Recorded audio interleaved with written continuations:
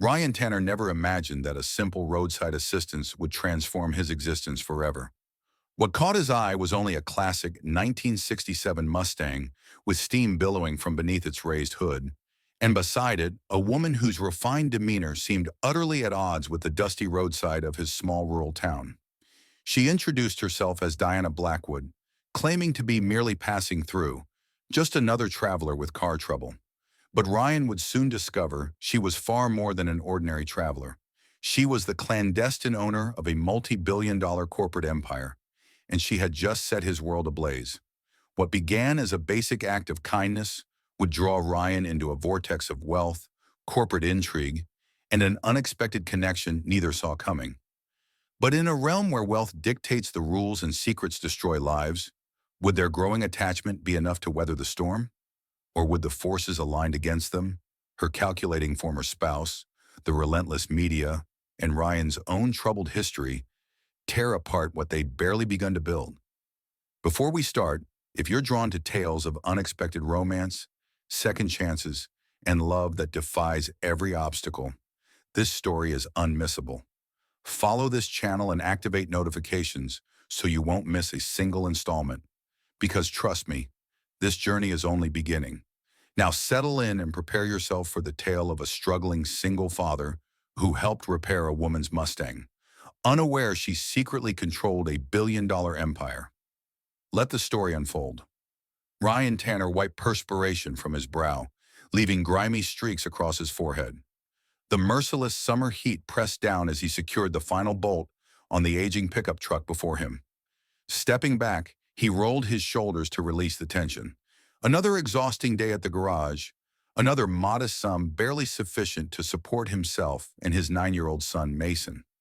The small-town repair shop had become his second home since life had dealt him its harshest blows. Once he'd harbored dreams of automotive design, of creating revolutionary vehicles. But after his wife's unexpected passing and a cascade of financial hardships, he found himself here, repairing others' vehicles, barely making ends meet, and striving to be the father Mason deserved. A familiar voice interrupted his thoughts. "Hey Ryan, check this out," called Lucas Reed, his longtime colleague and friend, from the garage entrance. "Someone stranded on the highway. Could be worth a roadside repair." Ryan sighed heavily, but cleaned his hands and gathered his toolkit anyway. Roadside assistance wasn't unusual, but it often meant dealing with impatient, entitled motorists who treated mechanics as inferior. Still, work was work. He climbed into his weathered truck and drove along the dusty road leading out of town. Several miles ahead, he spotted a midnight blue 1967 Ford Mustang fastback pulled to the roadside, its polished paint gleaming under the sun. It was the kind of vehicle that commanded attention, a classic, well-maintained, but clearly troubled. Ryan pulled over behind it and stepped out. The hood was propped open, and leaning over the engine was a woman unlike any he'd encountered locally. Her attire didn't match someone stranded in this remote location. Her silk blouse, tailored pants, and designer sunglasses screamed affluence. Yet she wasn't merely a helpless socialite standing idly by her car. Her hands rested on her hips, brow furrowed in concentration as she studied the engine, apparently attempting to diagnose the problem herself. She turned at the sound of his approaching footsteps. "Need some assistance?" he asked evenly. She removed her sunglasses, revealing striking gray eyes, calculating, penetrating, yet oddly familiar. "I'm guessing you're a mechanic," she responded, arching an eyebrow. "Something like that," he replied, setting down his toolkit. "What seems to be the trouble?" She sighed, brushing a loose strand of chestnut hair from her face. It started faltering a few miles back, then simply died. "I barely managed to reach the shoulder." Ryan examined the engine compartment. The Mustang's immaculate condition suggested the problem wasn't neglect. He checked the battery connections, looked for obvious wear, and then identified the issue, a loose fuel line. "Simple fix," he said, reaching for a wrench. "Fortunate it didn't strand you further out." "That's debatable," she muttered under her breath, folding her arms. Ryan worked silently for a moment, tightening the connection and inspecting the fuel pump. There was something distinctive about her, something guarded, almost restless. She wasn't just some wealthy woman with an expensive car. There was a depth behind her gaze, like someone bearing a burden too heavy for words. "Are you local?" he asked, breaking the silence. She hesitated, as if calculating her response. "Not exactly, just passing through." "That's unfortunate," he remarked, glancing up at her. "Not many people around here drive a beauty like this. Would have been nice to see it on local roads more often." Her lips curved slightly, the first hint of a smile. "You appreciate Mustangs?" "Absolutely. But a '67 fastback? That's more than just a car. That's automotive history." Something flickered in her expression. Not amusement, but curiosity. "And what about you?" she asked. "What's your story?" Ryan secured the final bolt and straightened, wiping his hands on his jeans. "Just a guy who fixes cars and raises his kid. Nothing as exciting as driving a classic Mustang through the middle of nowhere." She studied him a moment, as if assessing his words. Then she extended her hand. "Diana," she said. "Diana Blackwood." "Ryan," he replied, shaking her hand. Her grip was firm, confident, not the handshake of someone accustomed to being underestimated. He turned back to the car, wiping sweat from his brow. "Try starting it now." Diana slid into the driver's seat, turned the key, and the Mustang roared to life. She released a breath she hadn't realized she was holding. "Well," she said, stepping out, "I suppose I owe you." "Just doing my job," Ryan replied. She reached into her designer handbag, extracting a sleek leather wallet. "How much do I owe you?" Ryan glanced at the car, then back at her. There was something in her eyes, expectation of the usual transaction, anticipating him to take the money and depart. He shook his head. "Don't worry about it." Diana frowned. "But you—" "It took me 10 minutes, he said with a shrug.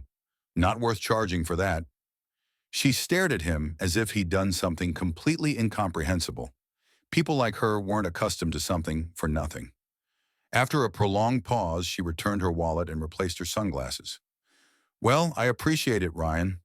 She climbed into the Mustang, revved the engine once before merging back onto the road. Ryan watched as the car disappeared over the horizon, an odd feeling settling in his chest.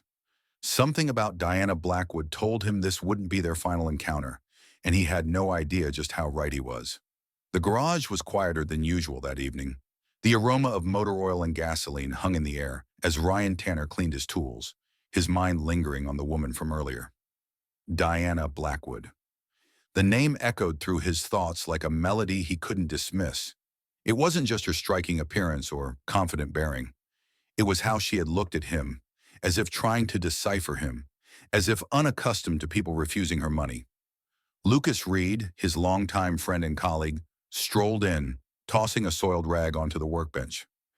"You've been strangely quiet since returning," he remarked. "Let me guess. Another wealthy city type clueless about their vehicle." Ryan smirked, shaking his head. "Not exactly. She knew her way around that Mustang, at least enough to attempt diagnosing the issue before I arrived." Lucas whistled softly. "A woman driving a '67 fastback who actually cares about it. That's uncommon." He leaned against the bench. "So, what's her story?" "No idea.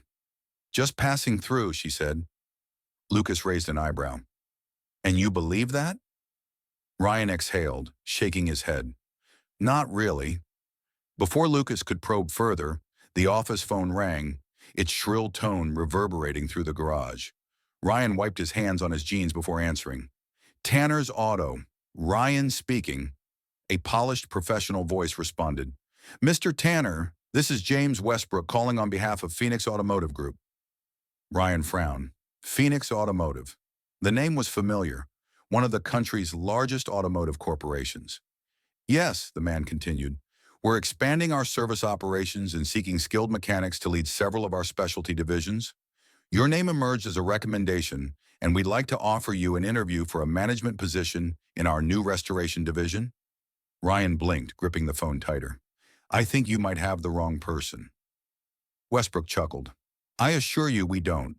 Your work is highly regarded, and we're interested in your expertise. If you're open to the opportunity, we'd like you to visit our facility in the city for a tour and formal discussion." Ryan hesitated. The position sounded too perfect to be true. High-level restoration work, steady income, a real future for Mason. But why now? Why him? Still, opportunities rarely knocked on his door. When's the meeting? He asked. Tomorrow morning if you're available. We'll arrange transportation if necessary. Ryan glanced at Lucas, who now watched him curiously. I can get there myself, he said finally. Excellent. I'll email you the details. After hanging up, Ryan stared at the phone, the weight of the moment sinking in. Lucas smirked. So, are you going to tell me what that was about, or do I have to guess? Ryan exhaled. Some company called Phoenix Automotive wants me to interview for a management position. Lucas's smirk widened. Damn, did you win the lottery? It doesn't make sense, Ryan muttered. Why would a billion-dollar corporation suddenly express interest in a small-town mechanic? Lucas shrugged. Maybe someone important noticed your work. Maybe it's just luck. But Ryan wasn't a man who believed in luck. Dressed in his finest, which wasn't much, just a clean button-down in his least-worn jeans, Ryan parked outside Phoenix Automotive's private facility. The contrast between his garage and the sleek, high-tech corporate center was almost laughable. As he entered, the polished floors, glass-walled offices, and hum of efficient machinery made one thing clear. He was far from home. A receptionist led him to a conference room where James Westbrook, the man from the phone, greeted him with a warm handshake. Mr. Tanner, thanks for coming. Please have a seat. Ryan settled into the chair, eyeing the man warily. I appreciate the offer, but I still don't understand why I'm here. Westbrook smiled, linking his fingers together. We're seeking someone with practical expertise, someone who understands classic restorations at an elite level. You've established a strong reputation. Yes, but I never applied for anything, Ryan interjected. So, who recommended me? Before Westbrook could answer, the door opened. Ryan turned and his breath caught. Diana Blackwood entered the room. She wasn't in her roadside attire anymore. She wore a tailored navy suit, her hair styled sleek and professional. She looked like she belonged in this world, like she owned the entire place, because she did. Ryan, she said smoothly, as if they hadn't just met under entirely different circumstances the previous day. He stood slowly. You arranged this? Her expression was unreadable. You have talent. I thought it was time someone recognized it. A bitter taste filled his mouth. So, this is charity. Diana's brows lifted. No, this is an opportunity. One you've earned. Ryan clenched his jaw. He hated the idea of being someone's good deed, someone's project. I don't accept handouts, he said flatly. Westbrook shifted uncomfortably, but Diana didn't waver. Then don't view it that way, she said. Consider it a chance to do what you love at a level where you can actually make a difference. Ryan wanted to walk away, to tell them both where they could shove their corporate offers. But then he thought about Mason. His son deserved better than a father too proud to take a genuine opportunity at something greater. After a long silence, he exhaled. Tell me more about the position. Diana's lips curled slightly. I thought you'd never ask. And just like that, Ryan Tanner's life was about to transform forever. Ryan sat rigidly in the luxurious office of Phoenix Automotive, arms crossed as he listened to James Westbrook detail the offer. The place exuded wealth, polished mahogany desks, floor-to-ceiling windows overlooking the city skyline, and the subtle hum of efficiency. It was a world entirely removed from his small-town garage. And then there was Diana Blackwood, the woman who less than 24 hours ago had been standing roadside with a disabled Mustang. Now she sat gracefully on the opposite side of the desk, composed and controlled, as if she hadn't just upended his entire existence. You'd be leading our new classic restoration division, Westbrook explained. We need someone with hands-on expertise, someone who understands restoration, not just mechanically, but who appreciates the soul of these vehicles. Ryan exhaled slowly. And this position just happened to open right after I helped you on the highway. His gaze shifted to Diana, suspicion thickening his voice. Her expression remained unreadable. The position existed before our encounter, Ryan. I simply expedited the process. He scoffed. And why would you do that? Because I observed your work. I saw your passion, and I believe in investing in deserving people. Her words were smooth, carefully measured, but Ryan wasn't foolish. This feels remarkably like charity. Diana sighed, resting her elbows on the desk. You keep saying that. Why does it trouble you so much that someone might actually believe you're talented enough to deserve this? Because nothing in my life has ever come easily. His voice was sharper than intended, his frustration evident. People don't simply offer opportunities to men like me. When they do, it usually means they want something. A flicker, understanding, pain, crossed her face, but vanished instantly. This isn't charity, Ryan. It's a business proposition. Westbrook cleared his throat, interrupting before the tension could escalate. Let's discuss figures. He slid a folder across the desk. The salary is 6 figures, full benefits, relocation package if needed. You'd have access to state-of-the-art equipment, a dedicated team under your direction, and the opportunity to work on some of the rarest classic vehicles in the country. Ryan didn't touch the folder.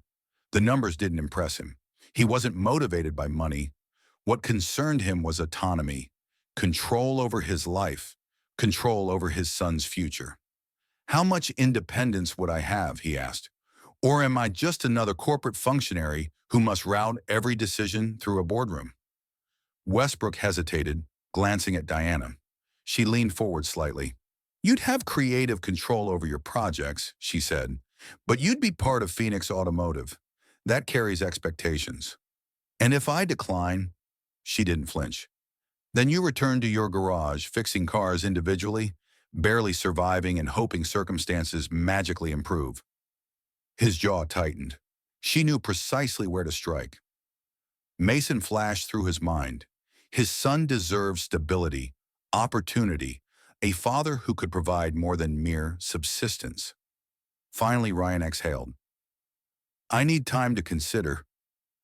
Diana nodded as if she had anticipated this response. Take the night, but don't delay too long. Her words lingered as he stood and departed. Back in his modest 2-bedroom rental, Ryan stood at the kitchen counter, staring at the contract without truly seeing it. The figures blurred together, overshadowed by the weight of the decision. He glanced at Mason, who sat at the table completing his homework. His son was growing up rapidly, too rapidly, and Ryan was running out of ways to provide the life he deserved. Are you okay, Dad? Mason's voice was quiet but perceptive. Ryan forced a smile. Yeah, kiddo. Just a major decision. Mason tilted his head. Is it about the fancy car lady? Ryan chuckled. Yeah, something like that. She seemed nice, Mason observed, tapping his pencil against his notebook. And you always tell me good things happen when we take chances. Ryan paused. Wisdom from the young. He had spent so much of his life playing it safe, afraid to trust that anything positive would endure. Perhaps it was time to change that approach. The following morning, Ryan returned to Phoenix Automotive, the contract signed and neatly folded in his jacket pocket. He found Diana in her office reviewing documentation. She barely looked up as he entered. Ryan withdrew the signed contract from his pocket and placed it on her desk. I'm in. For the first time since their meeting, her mask slipped. A small, satisfied smile touched her lips. Good. Westbrook entered, shaking Ryan's hand. Welcome to Phoenix Automotive. Ryan nodded but kept his gaze fixed on Diana. Just to be clear, he said, voice steady, I'm doing this for my son, not because I need rescuing. Diana's gray eyes softened, just slightly. Noted. But something in her tone made Ryan wonder if she had indeed rescued him anyway. Ryan Tanner wasn't accustomed to luxury. Walking through Phoenix Automotive's high-tech restoration facility felt like entering another dimension. Gleaming glass walls, cutting-edge diagnostic equipment, and rows of classic cars in impeccable condition. This wasn't merely a garage. It was a sanctuary of automotive history. It should have been exhilarating, even inspiring, but instead familiar unease settled in his gut. He didn't belong here. He had partly expected this feeling. A small-town mechanic's son standing amidst a billion-dollar empire, pretending to belong. But it wasn't just the sophisticated environment. It was the people. The moment he entered the main floor, silence spread across the room. The mechanics, supervisors, executives, all turned to observe him, some with curiosity, some with doubt, some with outright hostility. "Ah, the new boss," a voice drawled from across the room. Ryan turned to see Daniel Hayes, the lead technician, approaching. The man was broad-shouldered, mid-40s, with the demeanor of someone who had witnessed too many people come and go. "You must be Ryan Tanner," Hayes said, wiping grease from his hands. "The golden boy personally selected by Ms. Blackwood." Ryan didn't miss the edge in his tone. He met Hayes's gaze directly. "Not much of a golden boy," he replied. "Just a guy who knows cars." Hayes released a short laugh. "We'll see about that." He gestured around the room. "This shop operates like precision machinery. We have the country's finest restoration team, professionals who've dedicated decades to this craft. No offense, but a small-town mechanic assuming leadership." He shrugged. "It'll take more than Ms. Blackwood's endorsement to win us over." Ryan's jaw tightened, but he refrained from responding. He'd experienced enough confrontations to recognize when someone was attempting to provoke him. "I wouldn't expect a red carpet welcome," Ryan said coolly. "I'll prove myself the same way I always have, getting my hands dirty and doing the actual work." Hayes considered him for an extended moment. Then with a smirk, he stepped aside. "Well then, boss, show us what you've got." The challenge was unmistakable. Ryan had just entered a battlefield. By mid-afternoon, Ryan found himself beneath the hood of a 1969 Dodge Charger, one of the shop's prized restoration projects. The vehicle had remained untouched for weeks, Hayes claiming the engine issues were too complex for casual attention. It was a test, one wrong move, and Ryan would prove Hayes right, that he didn't belong. Ryan rolled up his sleeves, ignoring how the other mechanics observed. Watching, he focused on the car, listening to the subtle irregularities in the engine's rhythm. Within minutes, he identified the problem. "You've got a fuel air imbalance," Ryan called over his shoulder. "The carburetor's misaligned." Hayes, standing nearby, scoffed. "Is that your diagnosis?" Ryan didn't respond. He grabbed a wrench, adjusted the carburetor, and without hesitation turned the key. The Charger roared to life, smooth and flawless. Silence descended over the garage. Several mechanics exchanged glances. Some nodded in quiet approval. Even Hayes, despite his earlier arrogance, appeared mildly impressed. Ryan leaned against the car, wiping his hands. "Seems I do more than fix small-town vehicles." For the first time, Hayes had no retort. Later that evening, Ryan was in his office, a sleek, modern space that felt excessively sophisticated for him, when a gentle knock sounded at the door. "Come in." He looked up to see Diana Blackwood standing there, a knowing smile on her lips. "Never too busy for my employer," Ryan said dryly. She entered, arms crossed. "News travels quickly. Apparently, you passed Hayes's little evaluation." He leaned back in his chair. "I'm sure you knew I would." "I did," she admitted, "but that doesn't mean they knew. Respect isn't granted here. It's earned." He studied her momentarily. She was different here in her element. Sharp, confident, completely at ease in her billion-dollar domain. "You know," he mused, "it still puzzles me." She raised an eyebrow. "What does?" "This," he gestured around the room. "Hiring me, your personal interest. I understand you saw my work, but realistically, Diana, you don't simply help people without reason. So what's the actual story?" Something flickered in her expression. A brief moment of hesitation, a crack in the perfect facade. Then she straightened, her defenses rebuilding. "Perhaps I simply enjoy seeing talented people succeed." Ryan held her gaze. He didn't believe that for an instant.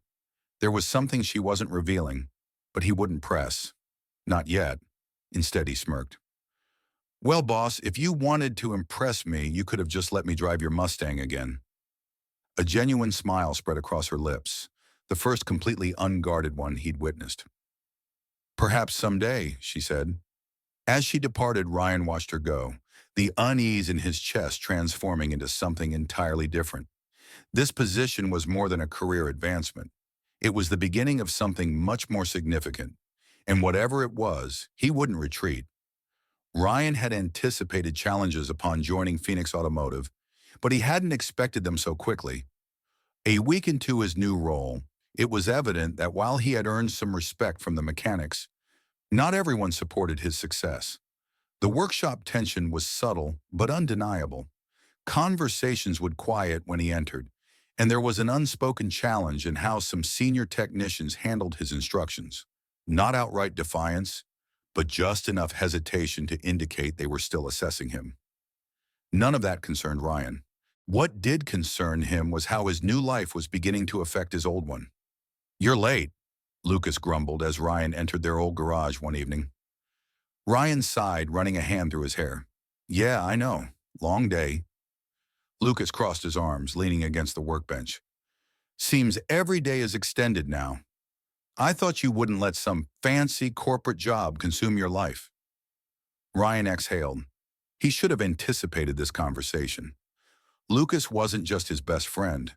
He was the one person who had supported him through everything.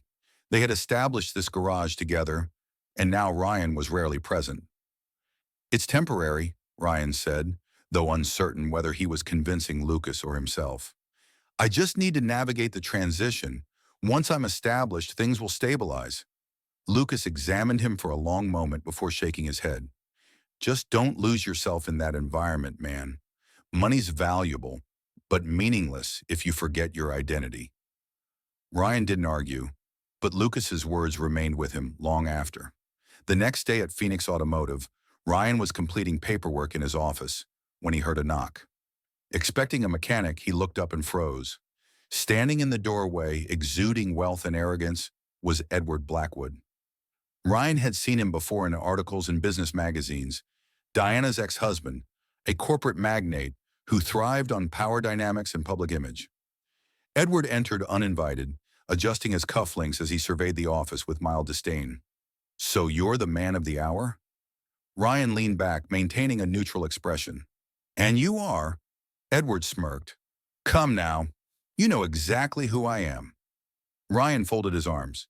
"If you're touring the facility, you should check in at reception." Edward laughed briefly. "I'm not here for Phoenix Automotive. I'm here for you." Ryan's muscles tensed, but he kept his voice even. "Is that so?" Edward moved closer, lowering his voice just enough to clarify. This wasn't a casual visit. "Let's dispense with formalities. You're an interesting choice for Diana's latest project." "Project?" Ryan's jaw tightened, but he forced himself to remain calm. "Look," Edward continued, "I understand. A man like you, self-made, hard-working, rough-hewn, it's a compelling narrative. Makes for excellent PR on her part." Ryan's fist clenched beneath the desk. "If you have a point, make it." Edward's smirk widened. "My point is, you don't belong here, and you certainly don't belong anywhere near Diana." There it was, the actual reason for this visit. Ryan exhaled slowly, keeping his voice measured. "Are you concerned about something, Blackwood?" Edward's smile faltered momentarily before returning. "Not at all. I simply thought I'd offer some advice. Stay in your place." Ryan chuckled, shaking his head. "You traveled all this way to tell me that? You must be more concerned than you're admitting." Edward's eyes darkened. "She's a Blackwood. You're nobody." Silence stretched between them, thick and heavy. Then Ryan stood, moving around the desk until they were nearly face to face. "You know, I've encountered men like you before. Those who believe wealth makes them untouchable. But let me tell you something, Blackwood. I don't intimidate easily." Edward's jaw tightened, but he forced a chuckle, straightening his jacket. "Suit yourself, but don't claim I didn't warn you." With that, he turned and exited, leaving a trail of tension behind. Ryan exhaled, massaging his temples.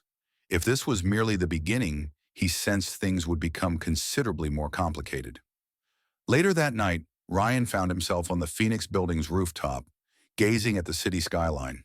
He needed air, space, something to clear his thoughts. Rooftop brooding wouldn't have pictured you as the dramatic type.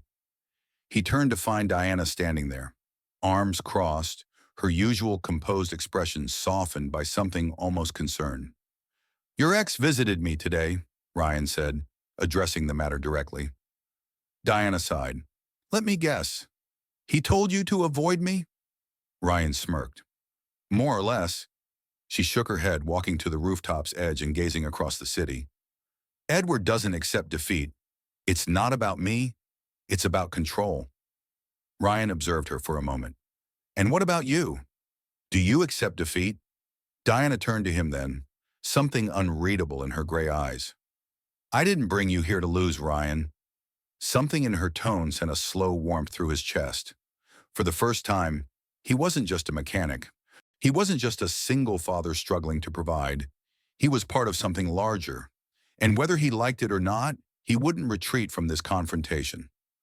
Ryan Tanner had managed his share of difficult circumstances, losing his wife, raising a son alone, struggling in a community where second chances were scarce. But something about Edward Blackwood's visit had left a bitter impression.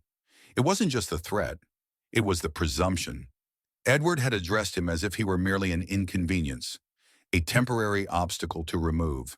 And Ryan had dedicated his life to proving such people wrong. The following morning, Ryan arrived at Phoenix Automotive earlier than usual. If he would be tested at every turn, he certainly wouldn't make it simple for them. But as he entered the restoration area, something felt wrong. The usual morning activity was replaced by hushed conversations and uneasy glances. Then he saw it.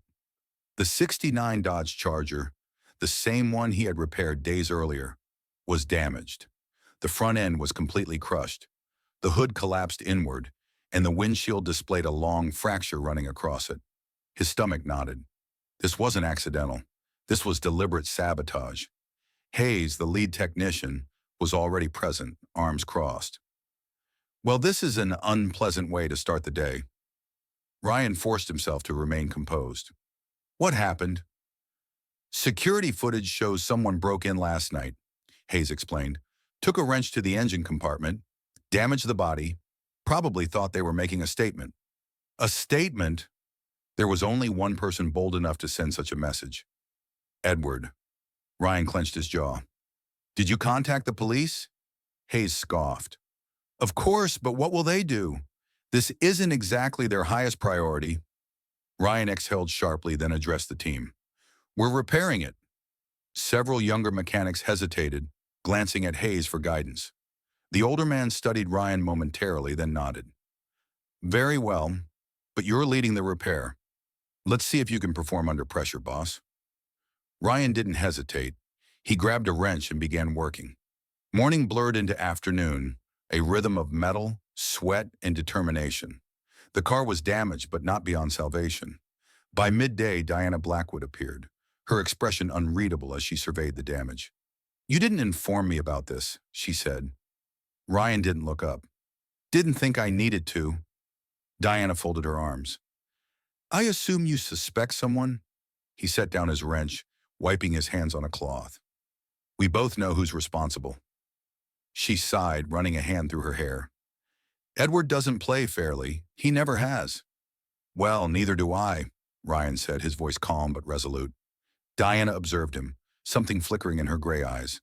Respect, perhaps even admiration. "You truly aren't afraid of him, are you?" Ryan met her gaze. "Should I be?"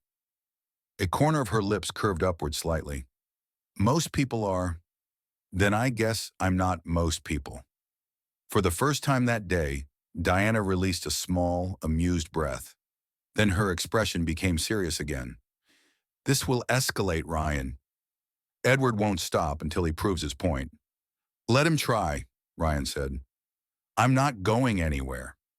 Something shifted between them in that moment, a silent understanding. Diana Blackwood wasn't a woman requiring rescue, but for the first time in years, she wasn't fighting alone. Later that evening, Ryan collected Mason from school. His son climbed into the truck, tossing his backpack into the rear seat. "You look exhausted," Mason observed. Ryan smirked. "Long day, kiddo." Mason studied him briefly, then nodded. "Did the fancy car lady visit again?" Ryan chuckled. "Yes, she did." "You like her?" Mason asked matter-of-factly. Ryan raised an eyebrow. "That obvious?" Mason grinned. "Kind of. You mention her frequently." Ryan shook his head, amused. "She's my boss, kiddo." Mason shrugged. "Still, I think she likes you too." Ryan didn't respond, but the thought lingered. Was there something developing between him and Diana? Or was it simply the energy of two people standing on the same battlefield? He wasn't certain yet, but something told him he would soon discover the answer. The next day, Ryan arrived at Phoenix Automotive headquarters, expecting another tense but manageable shift. Instead, he encountered chaos. Reporters lined the sidewalks outside the building. Camera flashes burst as security attempted to restrain the crowd. Ryan's stomach sank. "What's happening?" he muttered as he pushed through the doors. Inside, Diana stood at the center of the commotion, jaw tight, expression unreadable, surrounded by frantic executives. Then he saw it, the headline on the news screen. "Mystery new hire at Phoenix Automotive. Is Diana Blackwood's latest project more than business?" Accompanied by a photograph of him and Diana on the rooftop the previous night. Ryan exhaled slowly. Edward had made his move. Diana turned, meeting his gaze, and for the first time since they'd met, she appeared uncertain. The war had officially begun. The media chaos outside Phoenix Automotive's headquarters paled compared to the tension brewing inside. Ryan had weathered numerous storms in his life. Financial hardships, single parenthood, constant underestimation. But this was an entirely different battlefield. And at its center stood Diana Blackwood, maintaining composure despite the turmoil surrounding her. Her gray eyes met his, inscrutable but intense. "I assume you've seen the news." Ryan exhaled, hands resting on his hips. Difficult to miss with a media circus outside. One executive, a balding man in a three-piece suit, rubbed his temples. "This is precisely the kind of controversy we can't afford right now. Investors are already raising questions." Diana's expression remained steadfast. "It's not,"